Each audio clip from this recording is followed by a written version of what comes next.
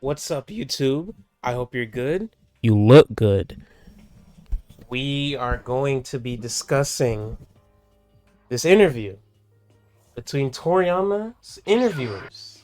Rest in peace, Akira Toriyama. But we got to remember that he is a human being, and human beings come with flaws. And we gonna see some of them flaws. We gonna see that. We gonna see that because not a lot of people know about this. These are his interviewers. Don't ask me who's who. Confirmation that Toriyama wanted to end. Let's see. During the final phase of the Cell Saga, Toriyama repeatedly expressed his intention to end Dragon Ball with that narrative arc. Initially, those who heard him did not understand his will, thinking that even if the Cell Saga concluded, the series could continue in another way. However, strong pressure came from the editors for the story to go on, pushing Toriyama to continue further. Okay. So you see right there, the editors were like, all right, hold on, bro. Hold on. What you mean you want to end at the Cell Saga? What you mean, bro? Um, how long was the gap between Cell and Boo? Let's be honest, it should have ended at Boo Saga. I mean, we saw Dragon Ball has an ending. It has an ending. Let me see. Despite this, Takeda. See, one of these individuals is Takeda, and Editor Watson is gonna tell us, "Hey, thanks, bro. Appreciate you, bro." Takeda always sided with the author, trying to find ways to ease his workload and make the continuation of the series less burdensome.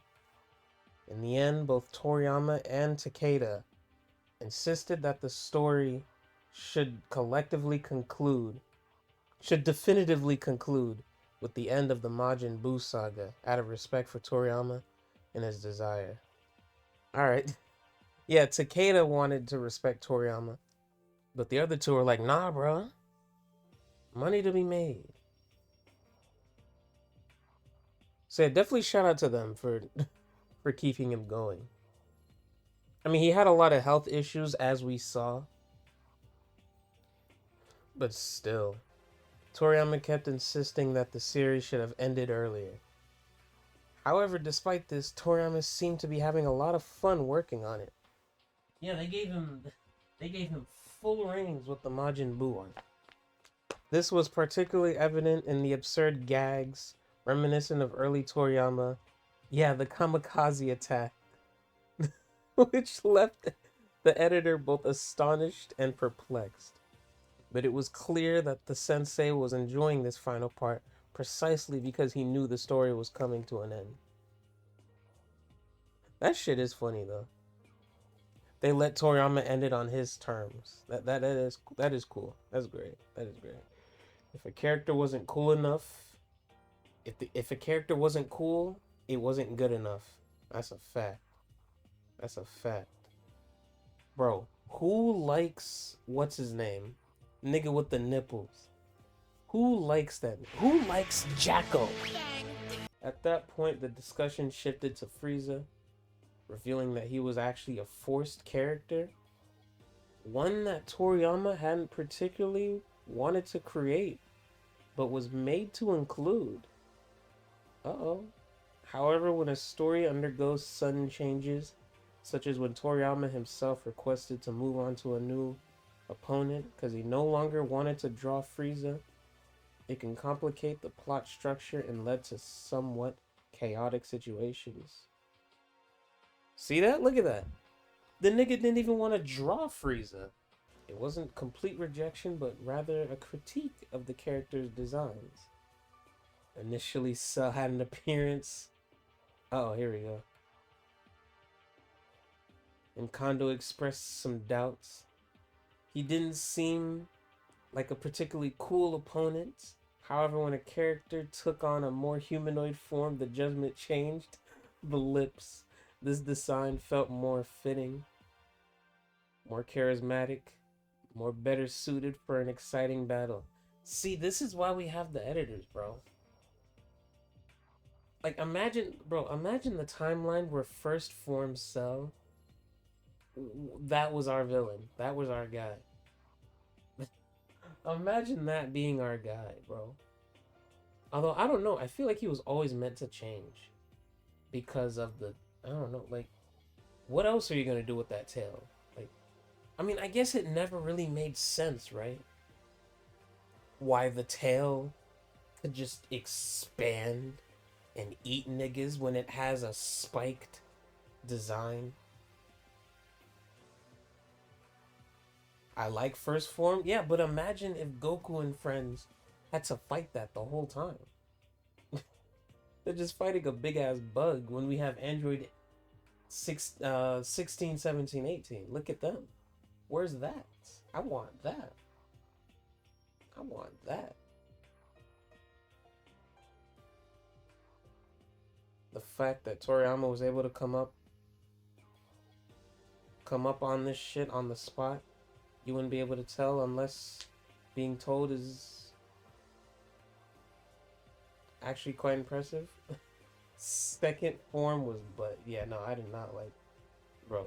I did not like second form, so nah, I did not. I don't. I don't even know if there's human beings that genuinely like that shit. This observation was based on direct experience with Dragon Ball.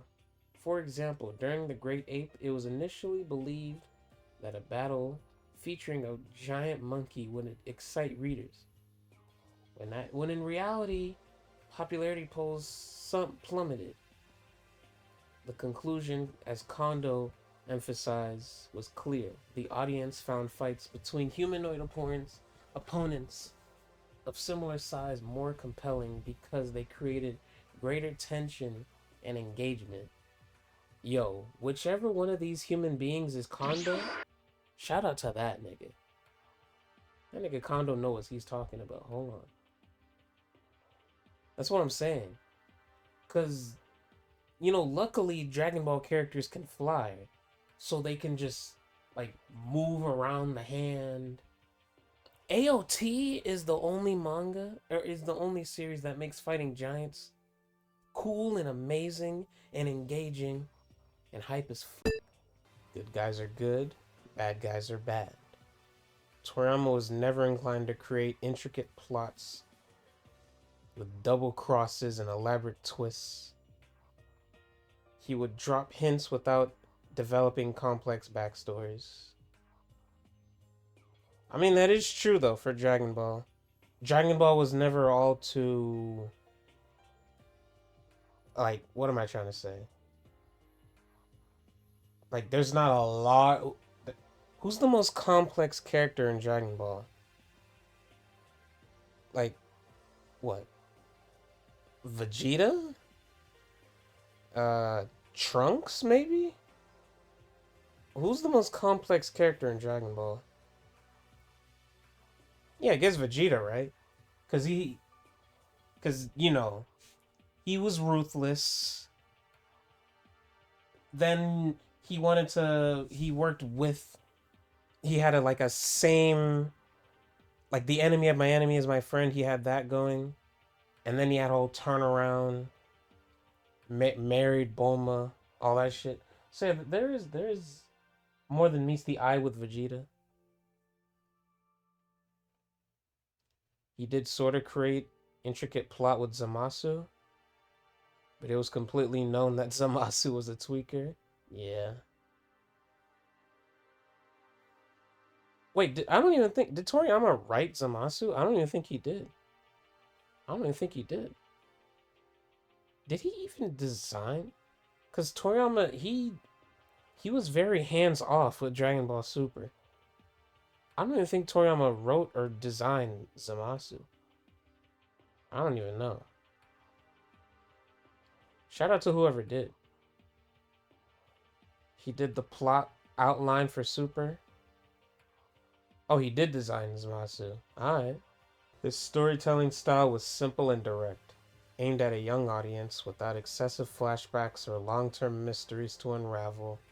When a plot needed a twist, he often introduced new ideas. Suddenly. The revelation that Goku was a Saiyan wasn't the result of an elaborate plan, but a Narrative necessity. Oh, so on the spot, he would come up with shit. That's that's kind of wild. I'm not gonna lie. Like Goku not being a Saiyan wasn't on the spot. Just well, maybe like, all right, Toriyama. So what we gonna do now? We got a whole new. We gotta continue this shit. We gotta continue this shit. We need something. Give me like 12 hours in the lab. What? Give me 12 hours.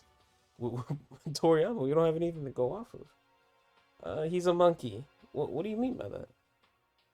He's a monkey man. Hold on. That's probably why Raditz never came back because because of Masako. I'm always thinking about what if Raditz came back and was on the side of the Z fighters. I blame Masako for that. This method led to unexpected surprises, such as the destruction of Namek. At that point, a problem arose. If the planet was gone, then the Dragon Balls would be too. But a solution immediately came with the introduction of another Namekian who could recreate them. The spontaneity defined the entire creative process. Right there, you see that?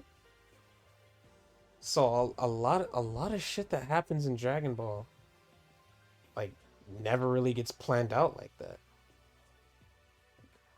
So I just want to know when he hits blocks, when he's like, oh shit, what am I actually gonna do here? Like, there's no. That's probably why Dragon Ball's in such a weird place right now. We don't know. We don't know where this shit wants to go.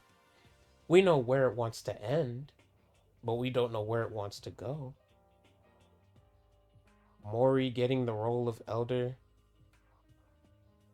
He probably hit a block when he designed Cell. I don't know for sure. Actually, no, he was cool with Cell. Then his editors came in and was like, nah, that shit ugly, bro. Change that up. Toriyama and the editors would decide on the general direction, then develop the story week by week. Wow. Week by week. Wow. That's actually insane. Even the idea of setting part of the story in space emerged suddenly. If Goku was an alien, then it made sense to explore new planets. Iconic elements like Goku's tail were not originally conceived as part of his Saiyan heritage, but were later tied into it when the story required it. This approach also influenced the structure of the martial arts tournaments. Okay. Bro, as an editor though, how would it be just dealing with a nigga that operates so short-handedly or short what am I trying to say? What am I trying to say here? Just like working with somebody who doesn't have the full picture planned out. They just have what they're currently putting out, and then you gotta wait for the nigga to cook some more, just a little bit.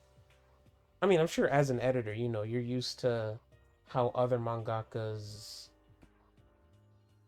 like formulate their plans and shit, how they structure their stories, so you can help them out a little bit, give them pointers here and there. But even then, that shit must, I don't know, man. I feel like I'd be so annoyed dealing with that shit. Like, bro, okay, he's an alien. What we gonna do with that? I don't know. What do you mean you don't know?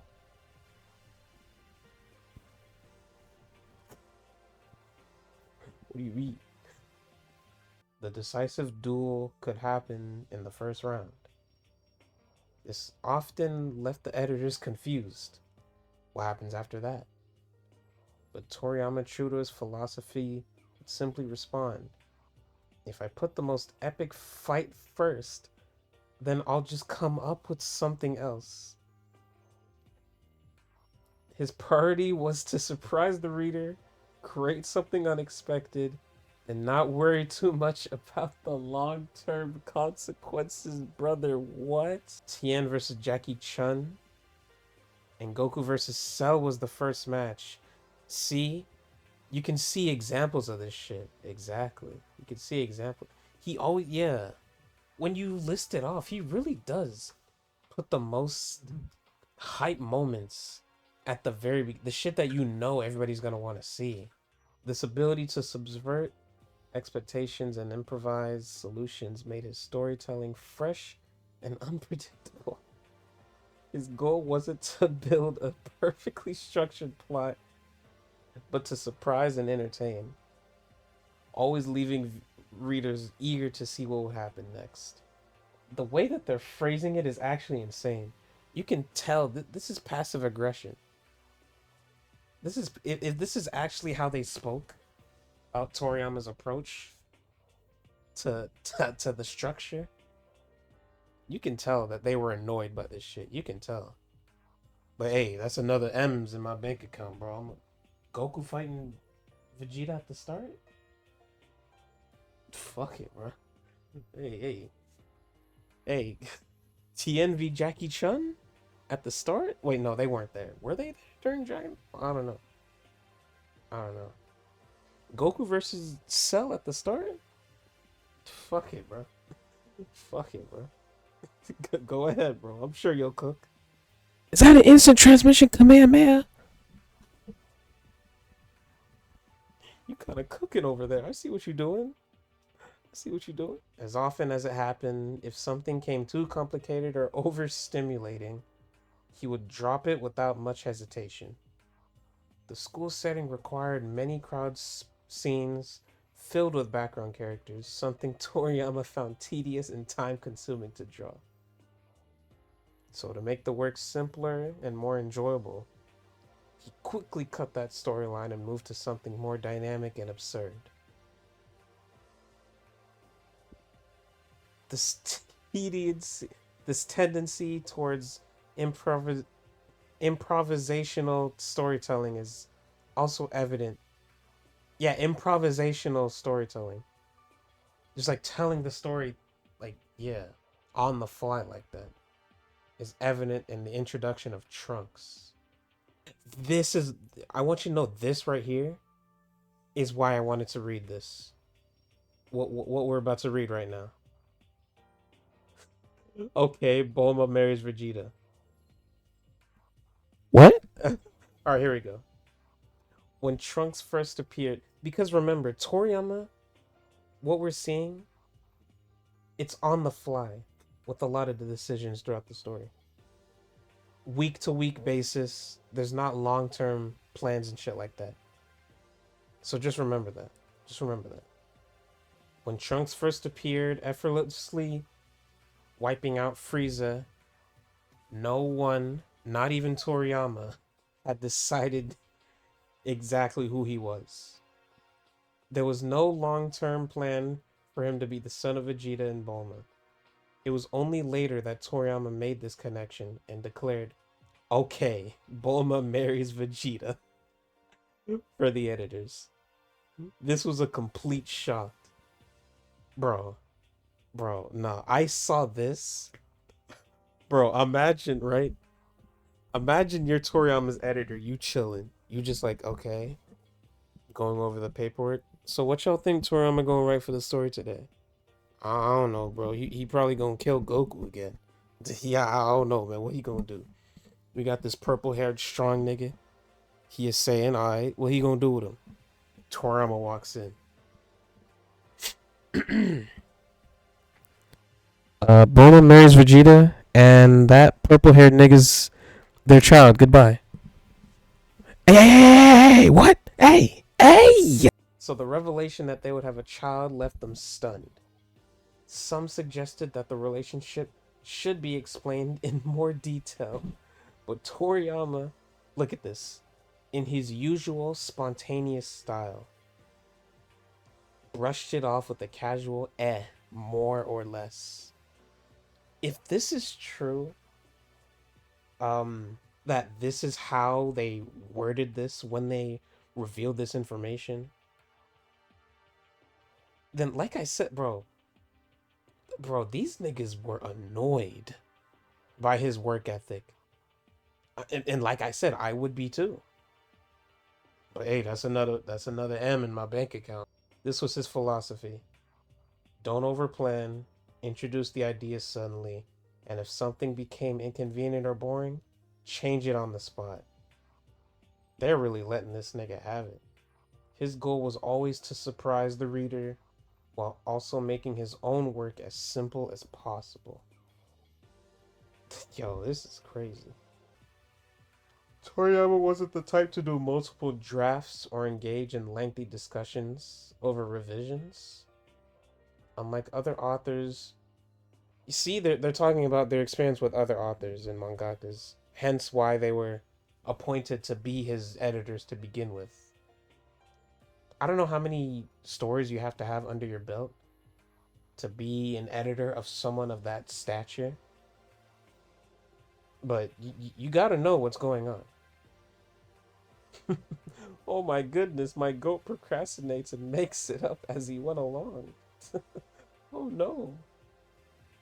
Unlike other authors who work closely with editors to refine the story, he trusted his own. Oh yeah, Nas, you told us to check something in the Discord. Hold on, let me see. Yo, Editor Watson, put this up on the screen, bro. Put this up on the screen, bro. It's the first image that Nas sent. Put that up on the screen, Editor Watson. After 5 days of procrastination, I'd started around midnight, finish up the storyboard at around 6 in the morning, and then spend until the evening inking everything. So I probably finished everything in a day and a half. Yo, this nigga's speedrunning that shit. This is crazy. He is so lucky that he had the ability to draw, man. Oh my god. Shout out to Toriyama, but God. Unlike other authors who work closely with editors to refine and adjust the story, he refined his own creative process, worked independently, and delivered the final product without wanting to revisit it. However, editors like Torishima and Kondo were much stricter. If something didn't work, they wouldn't hesitate to send it back to the drawing board with the firm Zen Dame. Absolutely not. Takeda, on the other hand, took a different approach. You know Torishima? I don't know Torishima. I'm guessing Torishima is one of these young men on the screen. At Jump's editorial office, we tried to synchronize the weekly serialization of the manga with the release of the collected volumes, anime, merchandise, and games. Every week, there were meetings with companies like Bandai and game devs who asked us to plan. See, this is why it's important to have shit ahead of time. Like, I think about, like, Bleach and One Piece, shit like that. Because One Piece, bro, this nigga Oda, he already knows. He's like, alright, so, like, with the Warlords, alright, so I'm gonna have these 7 niggas. You can put some of them in shadow. I don't have the designs yet, but there are gonna be 7 pirate niggas. There were meetings with companies like Bandai and game devs who asked us to plan products on key moments. Toriyama didn't work with a fixed schedule and often responded with a vague, I haven't really decided on all the details yet. Bailiff, what? Dog. This made coordination difficult because if he suddenly decided to change the direction of the story, we get panic calls like, hey, what do we do now? I wish they put one example. Like, I'm trying to think. I guess the shit with Bulma and Vegeta being a couple, they'd be like, wait, hold on, what the? Hey, hold on, call them niggas back. Call them niggas back. Hey. What you mean Bulma and Vegeta are married? What? Nigga, you know we could have did some Bulma Vegeta shit in the anime, right? We could have had Bulma look at Vegeta a certain way. We ain't know this. We didn't know this either, bro. Even the covers of the collected volumes. Oh, that's what a Tankobon is. What do you mean Piccolo's an alien? That's a fact.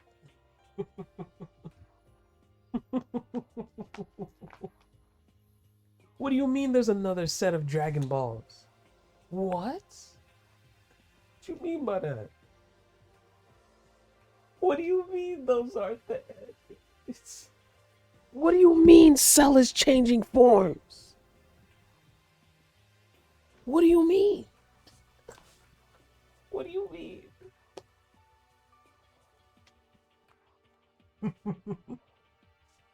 What do you mean Ultimate Gohan loses? No, that's a fact. No, that's a fact. The Dragon Ball's universe.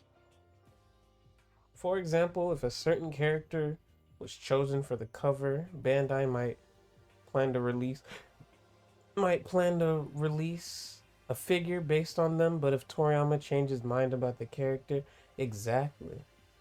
I want what's an example though? But if he changed his mind about that character, I'm trying to think.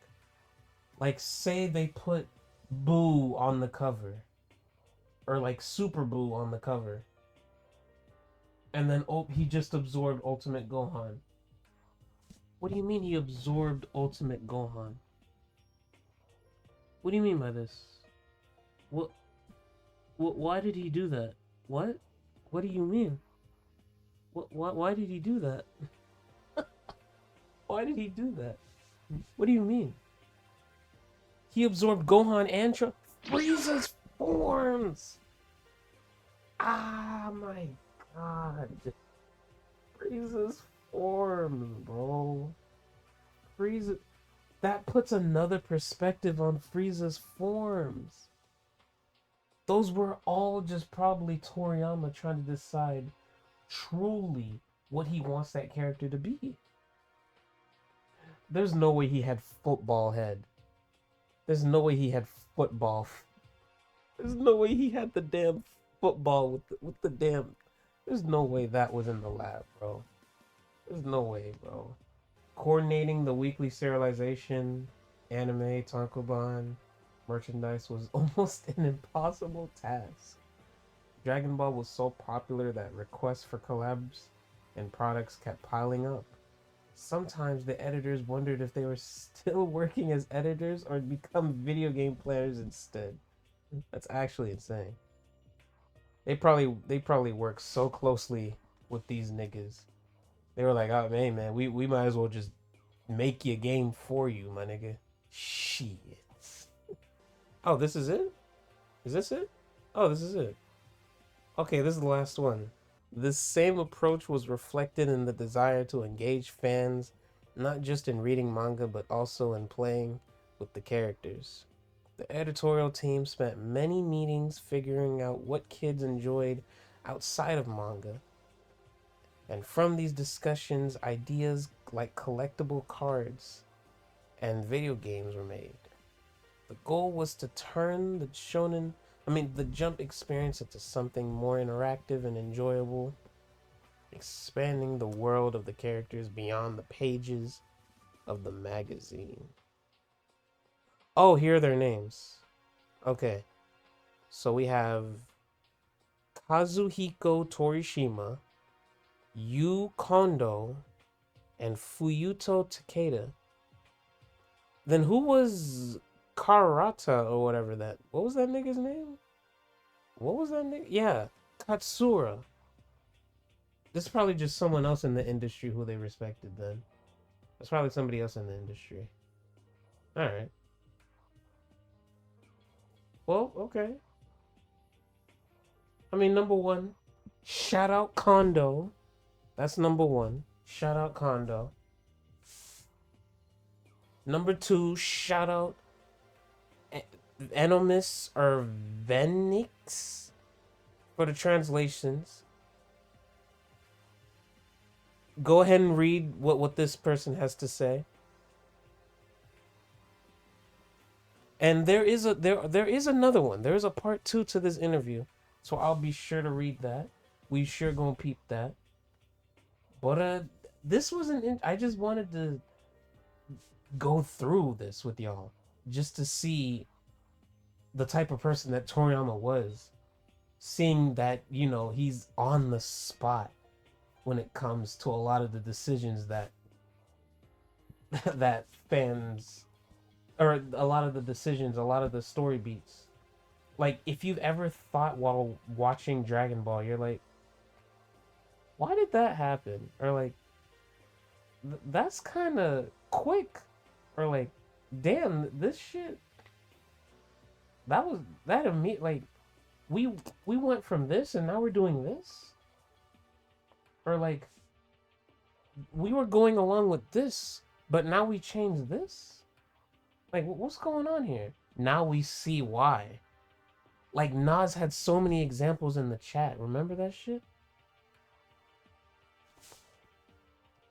Toriyama is weird as a writer. I couldn't be so... I'm gonna assume that's like some phrase for being like so lax with how you go about writing a story. Yeah, nonchalant and unplanned is on a TikTok talking. I don't think so. But yeah, all right, YouTube. That's it for me. Take care of yourselves and each other. Have a good one. Be sure to hit that like button, and boy.